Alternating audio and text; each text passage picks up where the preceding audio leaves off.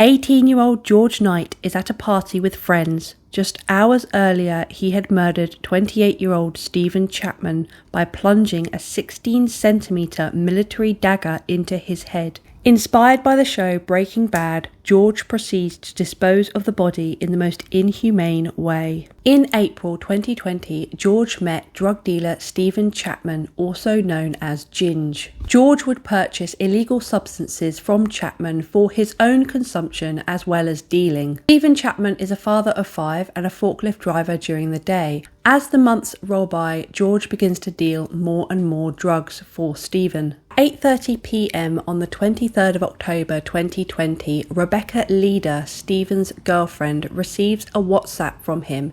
He says that he's meeting with George, sends her the address, and also a picture of Knight. Why he does this, we don't know. Maybe he felt uneasy about the meeting. We will never know exactly what happened, but this is what the police have pieced together. George lured Stephen to his home where he lived with his father in Rochester, UK, on the pretense that he was going to purchase £2,500 worth of drugs. Stephen enters the home and George immediately attacks him, plunging a military dagger which belonged to his father into Stephen's head, just behind his right ear. Severe force would have been needed to create such an injury. CCTV then captures George carrying a neighbour's wheelie bin to his house. He brings the bin into his home, tips it on its side, and places Stephen headfirst into the bin. Inspired by the show Breaking Bad and the idea that you can dissolve a body in acid leaving no trace, George had Googled what acid to use and what plastic would be suitable. He then proceeded to pour acid into the wheelie bin. He had this in his home, as not only did he deal and consume drugs, he also tried to manufacture them. He basically turned his dad's kitchen into a lab whenever he was gone, although how successful he was at manufacturing drugs, I'm not quite sure.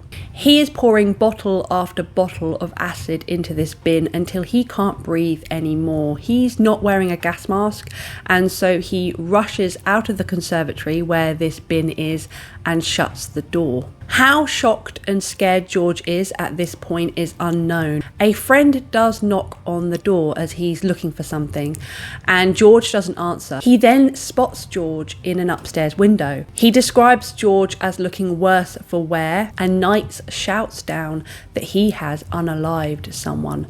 The friend thinks he's just joking, so wanders off. George downs a cocktail of drugs and alcohol and then proceeds to go to a house party. It's there where he films himself having a great time. George even goes around boasting that he has killed someone. He momentarily leaves, goes back to his home, takes a video and picture of Stephen's body in this bin to go back to the party to show off. He is proud of what he's done. On the video that he takes of Stephen that the police never release, he is quoted to have said, "I'll play this for all my new friends in jail." It's getting later in the evening and Rebecca, Stephen's girlfriend, is panicked. Stephen said he'd only be 20 minutes at this meeting and then he's going to be home. She starts ringing around friends and family and even contacts George, who says that yes, he saw Stephen, but Chapman left and went somewhere else and he hasn't seen him since. After a few hours, Rebecca decides to go to George's house, and when she arrives, she spots her car outside, which is the car that Stephen was borrowing. She knocks on George Knight's door, but there is no answer. She reports Stephen as missing, and the police contact George as he is the last known person to have seen Chapman. This phone call just screams guilty. George is refusing to give his last name. He's refusing to basically give over any information, and I'll play a section of it now. Who was the last person to see him? Stuff. What's your last name?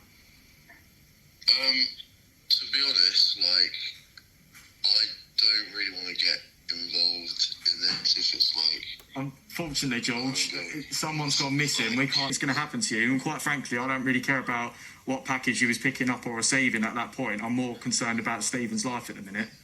Oh, no, yeah, of course. What want to know what's happened, but it's all just a bit weird. Yeah, that's why we're trying to figure out what's happened. So what's your last name, mate? If I really have to give it. 2 days after Stephen's disappearance, and his family and friends are really frustrated. They can't get any answers out of George, so they decide to break into his home. At the time, George is upstairs, and when he hears them kind of coming in, he flees. And he calls 999 himself to report a burglary. Kent Police, what's the emergency? There's basically a bunch of guys broke into my house. A bunch of guys doing what, sorry? Broke into my house. Oh, right, okay. How long ago did this happen? Just a minute ago, I literally legged it. Police arrive at his house and they also locate George, who isn't that far away. Initially, they arrest him for drug offences, as there are many narcotics throughout the home. They eventually make their way to the conservatory, though, and discover Stephen's partially decomposed body in the bin. They swiftly change the charges to murder. George pled not guilty and said that the crime was committed out of self-defence. This is the story that George came up with. I will say now that this story is not believable. It doesn't match up with the facts, and the jury see through it. George states that by the summer of 2020, he said to Stephen that he didn't want to deal drugs anymore. He'd saved up around £25,000 in cash and he wanted to go into stocks and shares. Stephen apparently got very angry at this and was not happy. George ends up buying drugs from another drug dealer. Stephen apparently finds out and ends up sending an enforcer round to George's house. This enforcer was tall, bald, with a beard, and goes by the name of Kay. He threatened George, saying, "You better not buy drugs from anyone else, and you better start selling harder stuff for Stephen." George apparently is very shocked that Stephen would do something like this, would threaten him. In the past, apparently, Stephen had boasted about his criminal activities, saying that he had previously stabbed people, robbed people, and so George was generally a little bit scared of him. On the night of the 23rd, George intended to buy some drugs off Stephen. He came round and George expressed again that he didn't want to deal drugs anymore. Stephen began to get angry. George went upstairs to get the money for the drugs, and when he was up there, he spotted his dad's military dagger, and as a precaution, places it in his pocket. When he came back downstairs, Stephen was pacing the room. He started to threaten him. He said that he knew where George's girlfriend and brother lived. He then punched him, pushed him against the wall, and then Stephen got on top of George and began punching him in the stomach. The military dagger fell out of George's pocket and Stephen saw this. George basically said it was either him or Stephen, so he quickly grabbed the dagger and plunged it into Stephen's head. He died instantly and there was blood everywhere. George said he tried to stop the bleeding by using a rug, some bin bags, anything he could get his hands on. George said he was in so much shock. He was shaking, crying. He started to have a panic attack. He had to run upstairs because he kept being sick. Questioned as to why he didn't phone 999, George said that he was scared of Stephen and his associates, fearing that they would come after his family. George then downed some alcohol, substances and smashed Stephen's phone. That was George's version of events and his plea of self-defence. The bin had to be removed by the fire brigade and pathologist has to wear PPE and gas masks in order to examine the body. They said that Stephen was already dead when he was placed in the wheelie bin. They said he had no defensive wounds or even offensive wounds. So if you punch someone, you're going to get bruising on your knuckles.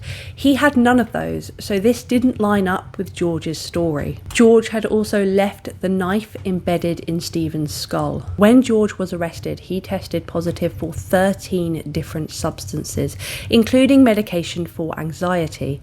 His dad did pay for George to see a counsellor on Harley Street, and if you're not from the UK, that is a very posh part of London, because George did suffer from social anxiety and panic attacks. He began taking steroids at a very young age, around 16, and then went on to take Adderall in order to give him more focus and energy at the gym. The judge described this case as incredibly disturbing, as George went out and partied after brutally murdering someone, showing absolutely no remorse. He also pled not guilty, which meant that Stephen's family and friends were put through a trial having to hear the gruesome details of their loved one's murder. The motive of this murder is presumed to be purely financial. They believe that George lured Stephen to his home on the pretense of buying thousands of pounds worth of drugs. George wasn't going to do that. He was going to murder Stephen and take the drugs. Police also found in George's home genuine plans to kidnap a fashion tycoon's daughter. He had genuine addresses, genuine phone numbers of her family and friends, and places that she stayed. He had plans to disguise himself as a policeman and rob someone, injecting them with insulin.